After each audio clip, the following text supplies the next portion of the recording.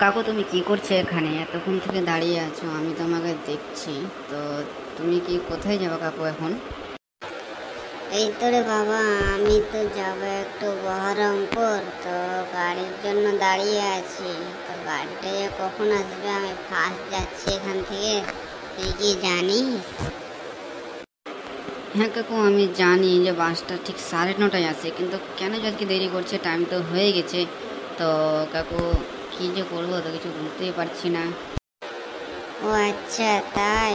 আমি তো সেটাই ভাবছি যে বাস থেকে যাওয়া আসা করে। আজকে তো রবিবার, তাই না? আজকে তো হয়তো লেট করে আসবে বাসটা।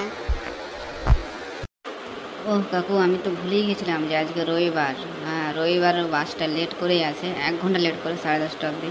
তো কাকু বলছিলাম তুমি আমাকে নিয়ে যাবা তোমার সাথে, মানে আমিও তো বহরমপুর যাব, আমি একাই, ছোট মেয়ে।